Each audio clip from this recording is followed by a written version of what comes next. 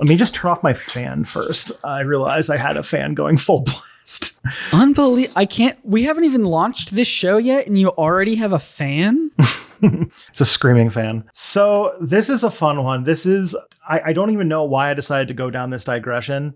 It's maybe because just to make a really random, nonsensical point at the beginning of one of these Ancient Aliens episodes, they just go into Roswell randomly and then just leave. And I was just like, I can't do a podcast where we're talking about aliens and then have them bring up Roswell. Yeah. And the two of us are young. We're virile. We're hip with the youths. So to us, Roswell is ancient aliens. You know what I mean? Because we're so young and hip. That is a word I use to describe myself all the time. Correct. We are both young. We're both very young. As a person who celebrated my oh my God, I was about to say 39th birthday. No.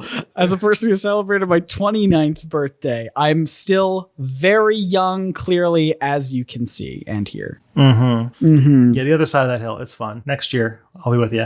Okay. Yeah. So this is some real 90s stuff. Like as a kid with the X-Files and like the kind of UFO high life, the Roswell story in many ways just feels like it's taken for granted. Like without knowing anything, what do you think of when you think of the Roswell incident? I think of, was it New Mexico? Yep. And I think of a spaceship crashing. Like just to be clear, this is what I think of, not necessarily what I believe to be true, but this is like the imagery that comes to mind. You know, I think of a spaceship crashing in the desert, scientists or government people in like suits, you know, like Men in Black style, going in and trying to cover it all up and taking an alien, maybe a couple aliens out of the crash and experimenting on them, studying them, little gray people with big heads. And there's the whole Area 51, you know, like what's there, what's not there. Is it aliens? Is it secrets? What are they keeping from us? I think of a lot of those kinds of conspiracies. And I think of it as the first time, and maybe this isn't true, but I think of it as the first time that aliens as a concept really took off and really got people's minds going. So yeah, that is the kind of popular understanding of the Roswell incident. And you're going to be surprised by just how it's an urban legend and just how many like layers of fun telephone happens and that it gets more UFO-y as time moves along. It's probably not aliens, a podcast where we investigate claims of aliens existing in human history or things about pseudo-archaeology and pseudo-history. And today we're taking a little slice of the early Cold War by talking about the Roswell incident, according to Ancient Aliens at the introduction, or according to believers. Ancient Aliens, I don't think gets into this. It's a bit outside of their scope. But the general thing, a UFO crashed in Roswell. The government showed up, covered it up, saying that it was a weather balloon. But the people who were there, including the coroner, remember that there was alien corpses. In the 90s, we found out that there was a video of an alien autopsy, and Jonathan Frakes introduced it on Fox TV on prime time. I remember this. I remember commercials for this. Wild. Alien autopsy with Jonathan Frakes, William Riker himself. Tristan, how would you remember it when we're both so young? Because I'm 33. Oh, okay. Never mind.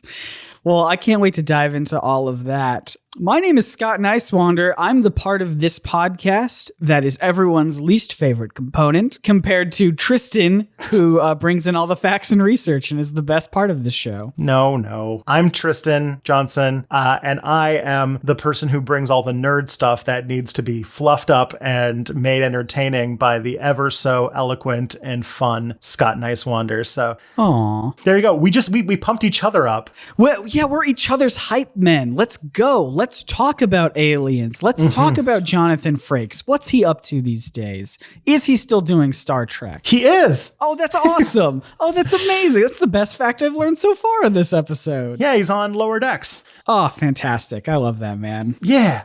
So the Roswell incident, first of all, I got to mention also that I've actually been to Roswell, New Mexico. Oh, okay. I went when I was a kid on a road trip in 2002, I want to say.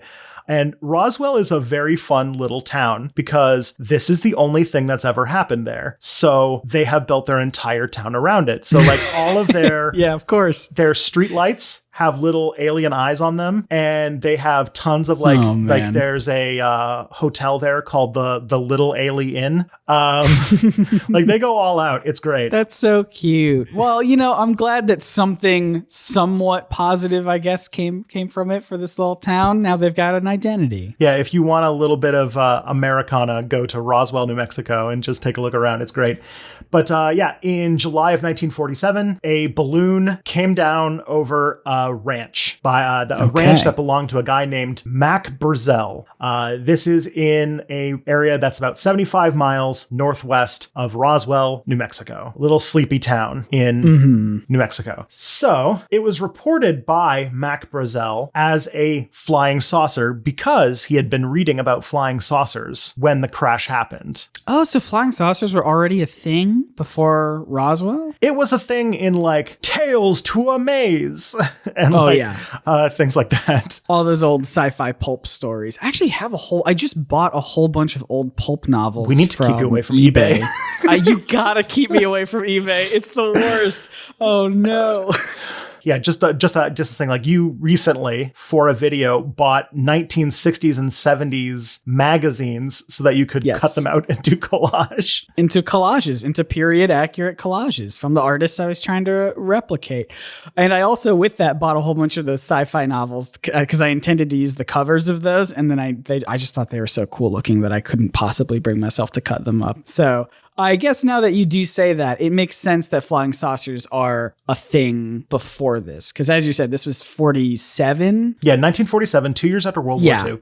These pulp novels would have come out, way before then, I feel. Mm-hmm. But this is still, as you said, this is the thing that I guess it isn't really the thing that put UFOs on the map because that actually happened a little bit later.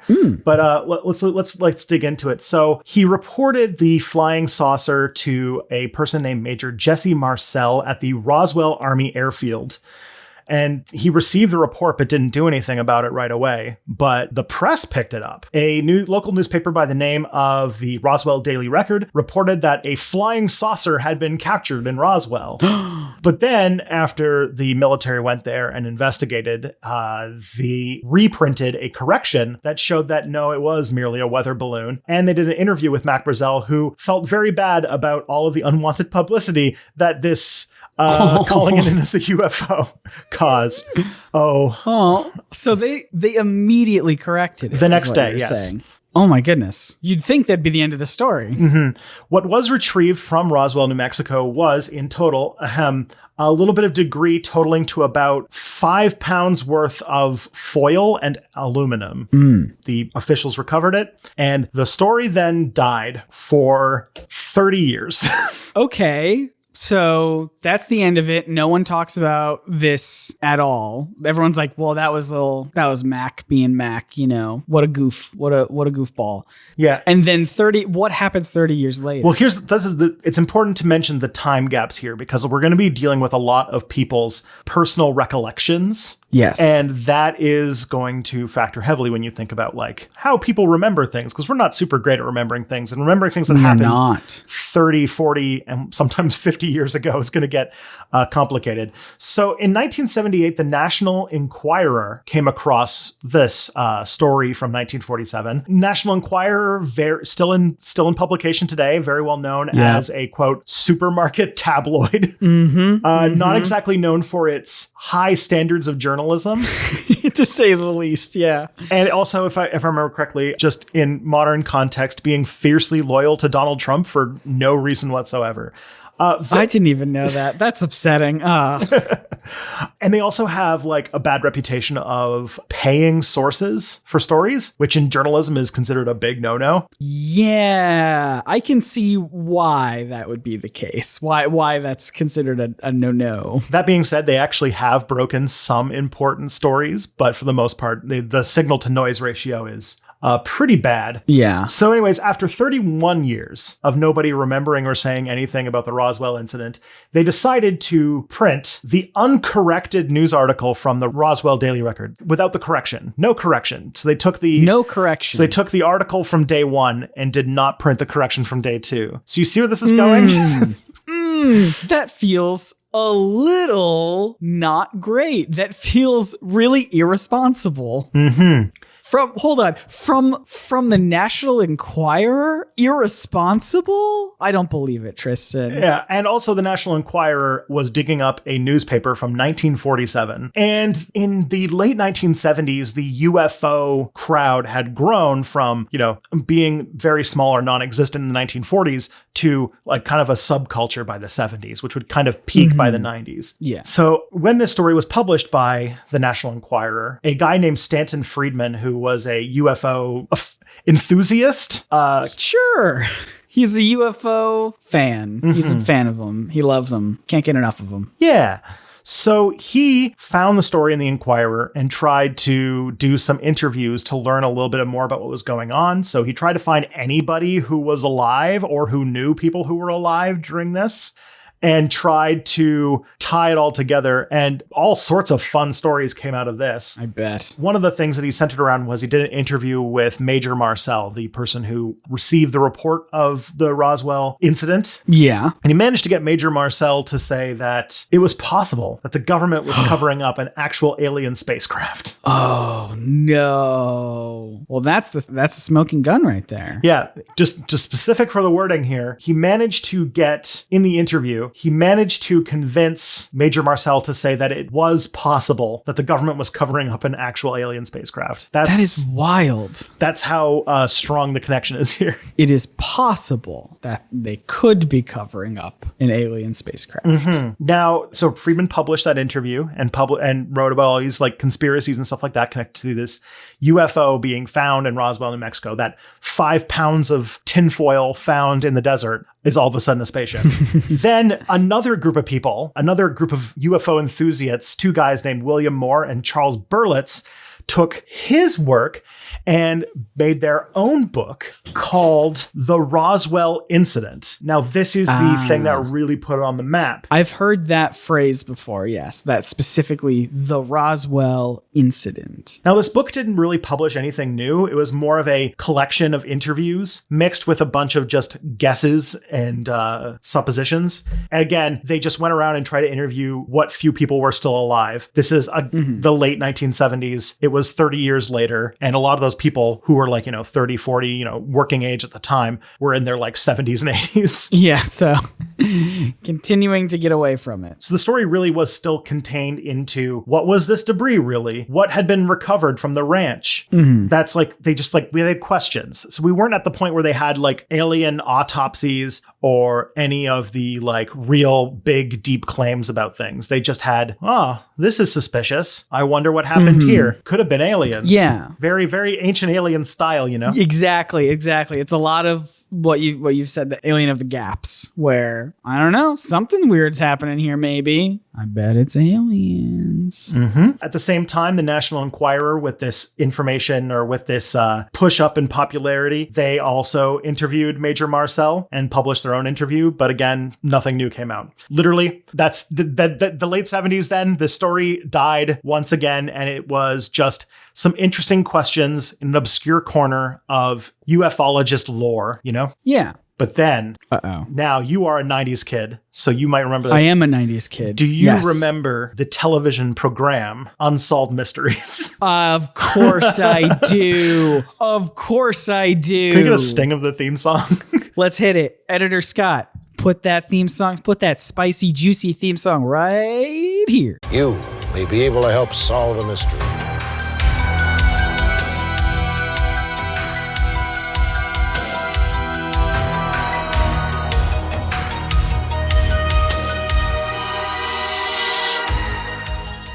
So for anyone who doesn't know, Unsolved Mysteries was quite a show. It ran for over a decade through the late 80s until I think almost 2011, I think is when they closed it down, or maybe in the early 2000s. It's been rebooted a few times.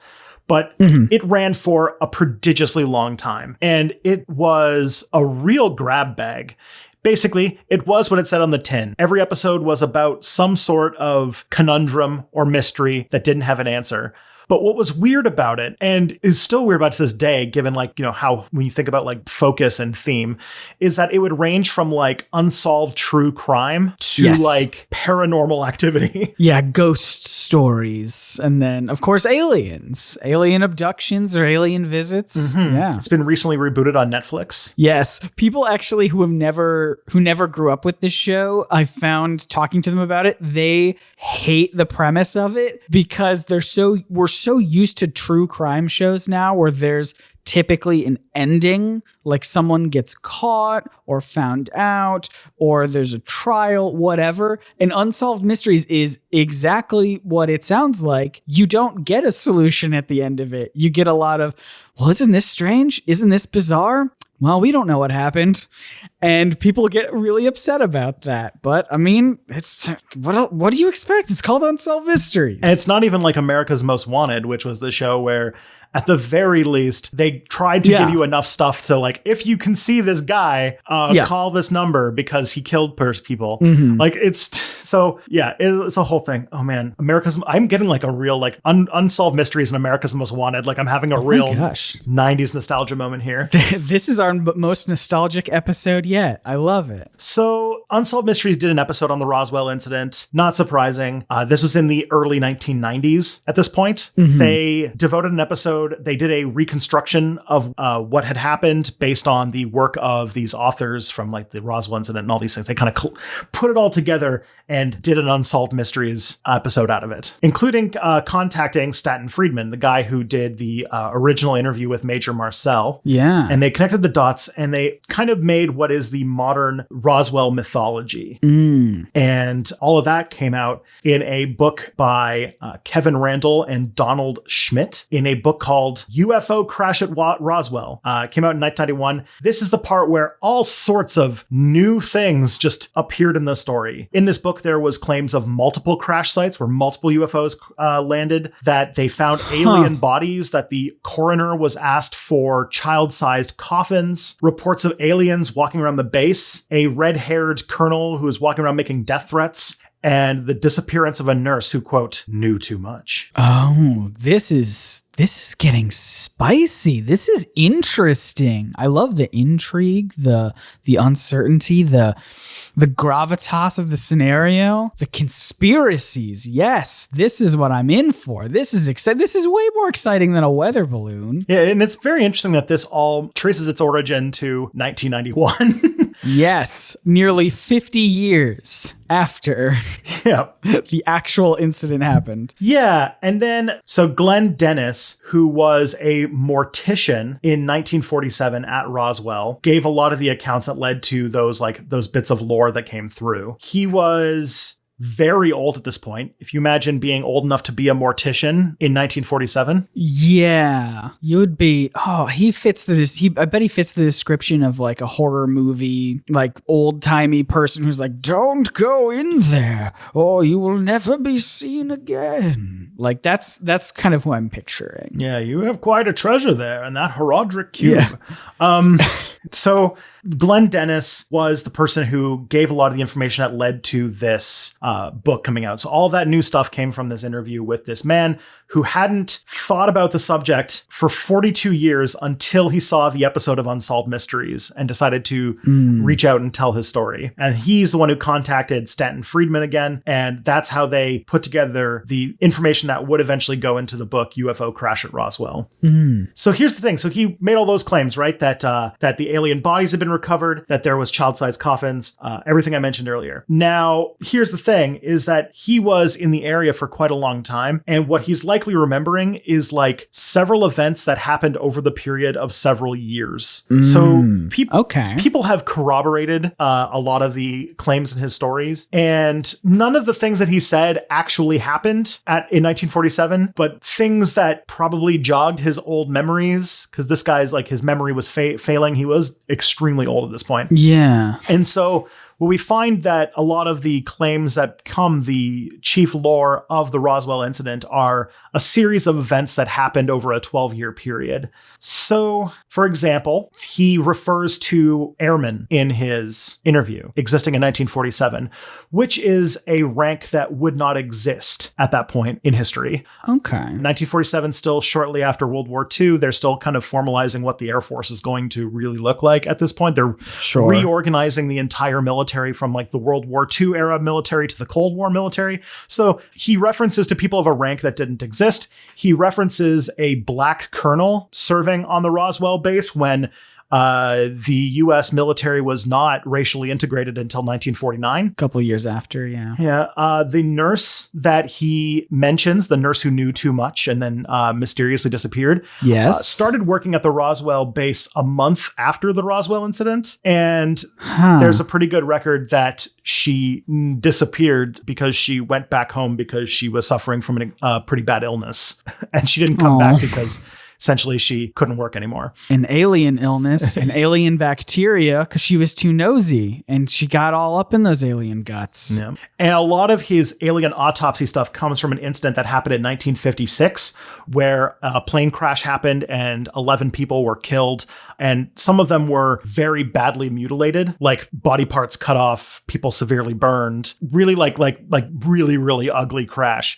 And so a lot of the stuff about the smaller coffins had to do with a lot of this kind of stuff. I see. And then also he claimed to see an alien walking around the base by seeing a guy with a huge head. This is a fucking hilarious story. I can't wait to show you this one. Okay, hold on. Hit me with this. Okay. Hey, I'm sitting up proper. I got to hear this. So the guy with the huge head was a guy by the name of Dan Fulgham. It's just the guy? Yeah, so what happened is a guy named Dan. What happened is in 1959 on the Roswell base, he got hit on the head. He had a head injury that caused massive swelling, and apparently his head grew to the size of a beach ball. Oh no. Oh, Dan. Oh man. The other thing apparently too is that this didn't hurt him very much. Like he wasn't in like bad shape. So while his head was huge, he was like actually acting kind of normal. And he was actually like, he's like at work. Yeah. Apparently like he was seen smoking cigarettes and stuff like that while just having this huge head. Is that where a lot of these like big-headed alien stuff comes from? Is Dan? Is Dan the first gray? Is Dan the first big-headed gray alien? Just a guy named Dan? Poor Dan. Oh boy. And that is how we go from Dan to XCOM. So thankfully, everybody. Moral of the story, this is a net positive for everyone. Yep. So then that's really like the main story of the Roswell incident. It was a bunch of people half remembering things, embellishing stories, and then a bunch of people who were very invested in making sure that this story all pointed to aliens. And then them cribbing off of each other year after year to kind of build off of each other's thing until eventually you have a big elaborate lore of this incident that was really just a military balloon crashing in a ranch in the desert in New Mexico.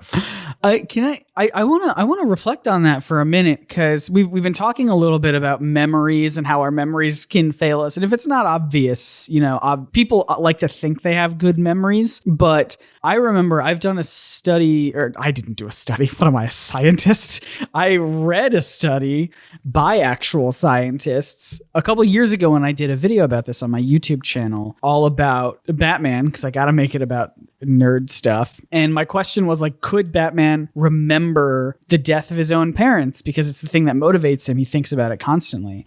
And this study found that the more you remember something, or the more you dwell on a memory, the less accurate it becomes, the more susceptible you are to change it based on the current state you're in when you're remembering it. So like, that's why a very scary thing could happen. Like if you ride a roller coaster or jump off, like go skydiving, it can be really scary in the moment. But then afterwards, when you reflect back on it, you think of it as a positive experience because you're no longer in danger in those scenarios, or like feel like you're in danger in those scenarios.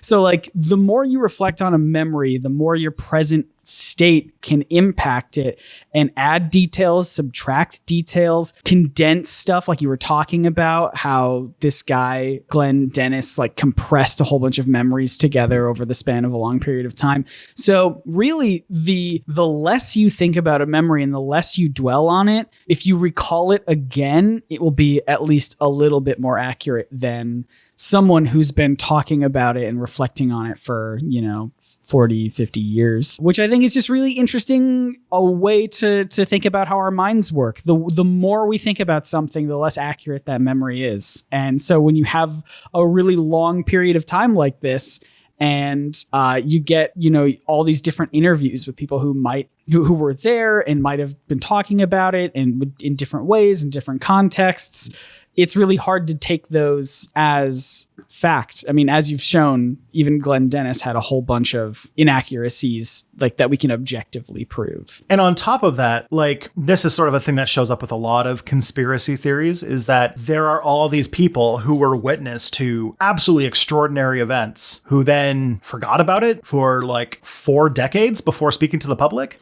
So this whole thing about like how conspiracies are pretty tough to justify because so many people have to be involved for them to happen, that the longer time goes on, the less possible it is that like everybody kept secret and nobody said anything, especially these people who just talked to random UFO people in the 90s. Yeah, absolutely. It's tempting, right? This is a really interesting story. I think there's a reason why Roswell resonates with a lot of conspiracy, like alien conspiracy theorists. It's because it's kind of exciting and it is seemingly tangible, more tangible than like ancient aliens even. And so I get the urge to kind of be like, I don't know, maybe something did happen there. I don't know.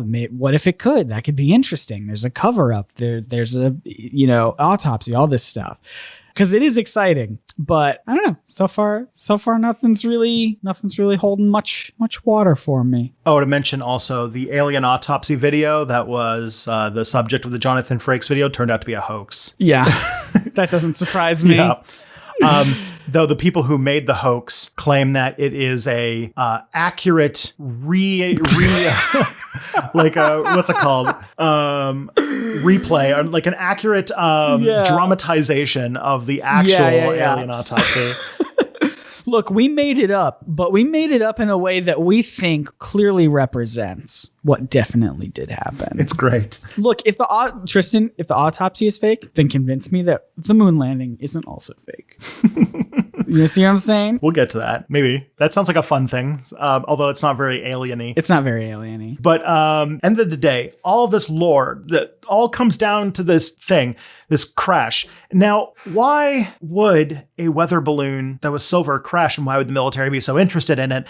Why were they so cagey about details? Yeah. That is probably part of, I mean, not the only thing, because whenever the government, says something official, people will still build whatever they want around it. But the official story did have, like, why are you so interested in this weather balloon? If it's just a weather balloon, then why'd you show up and take it away? And like, why aren't you like, anyways. Comes down to like, okay, well, why? What is this thing? This thing that landed in this thing? Like, what was this tinfoil all about? And that is a less fun, but probably more understandable thing, which is that it was a attempt to develop a technology to listen for potential nuclear bombs tests in the Soviet Union. I see. And that would explain why they wouldn't want people to know about it. Yeah, it turns out a lot of times, especially in the like Cold War era, all of those like secret things, this basically explains a lot of Area 51 as well. A lot of those like alien ships and stuff like that. Oh, it's like, why are all of these strange aircraft around this experimental aircraft base? Okay, yeah. Okay. Yeah. Yeah. What does it mean, Tristan? What does it mean? What could possibly be the connection there? Why is it all secret? It's because of the Cold War. So this was a project called Project Mogul. So when they were trying to test to see if they could find like signs of Soviet nuclear tests, what they did was they thought that if they flew up these air balloons, as if there was a different type of balloon, I guess there's water balloons. Sure. Yeah. Those are significantly different. But if they flew up these balloons and equipped them with these microphones that were designed to detect ultra low frequencies, that they might detect like the very subtle bits of like the shockwave from a nuclear bomb going off, even if it's on the other side of the world. In principle, they were right, but this project didn't end up working out because they found a much easier technology, which is you take that microphone and aim it at the ground and you look for, which is basically seismology, detecting the vibrations and sounds coming out of the ground. And they eventually did detect Soviet nuclear weapons tests by using seismographs and stuff like that. But yeah, it was a classified project that was being done by the military and New York University, go NYU. I'm sure there's maybe one NYU student who's listening to this. Yeah, they're just in their car going, woo, yeah. Yeah, go. I don't even know what their sports team is. But yeah, oh man, we are not sports people. The New York Bodega Cats. Oh, okay. This isn't even fun. The Violets. Oh, the Violets. Okay. Go Violets. Go Violets. Yeah, so NYU was working on this. It was a project that they carried out from 1947, and it was discontinued in 1949. Moderately successful, but the problem was that it was expensive, and they found a much easier thing by using seismic detectors and air sampling to find out whether or not bombs had gone off. It was cheaper, more reliable, and easier to deploy and operate. So eventually, it was essentially a wacky Cold War technology in 1947, which is like right when the Cold War is starting. The Americans detonated their first nuclear bomb in 1945, 2 years before the Roswell incident, and the first Soviet nuclear bomb went off in 1949. So we're like right when like tension's really high. This is still when like if you take history class, like when all of the stuff in Europe is happening about Germany and everything like that. So this is like the most, well, I didn't say the most tense, but it's one of the more tense points is like the Cold War is starting to come into place. So this is one of the things they put in place. And they were paranoid about trying to track the progress of the Soviet nuclear weapons program. Yeah. And because obviously this other technology, the seismology, worked out better, there was no need to continue to make these sort of experimental balloons that probably would... Imagine if they had continued to make them, like if they were a thing that we actually used more often, then maybe this wouldn't have spiraled so out of control, because then people would have been like, oh yeah, no, that looks like that. That looks like the thing that we now use. But because they found something else, this weird little crashed balloon just kind of it lives by itself in a weird conspiracy bubble. Made its own little legend. Otherwise, it would have been just this forgettable attempt at of explosion detection. And it speaks to the root of a lot of conspiracy theories from the Cold War era, you know, the mid-century, 40s, 50s, 60s, 70s, 80s. It's that there's a lack of transparency from the government. They don't want to give out information because they don't want they don't want the Soviets finding out what kind of things they're working on. You know, there's like, oh, there's UFOs around Area 51. What's that all about? And they don't want to say, well, we're working on this thing called a stealth bomber, and we don't want them to know that we're making airplanes that can't be picked up by radar.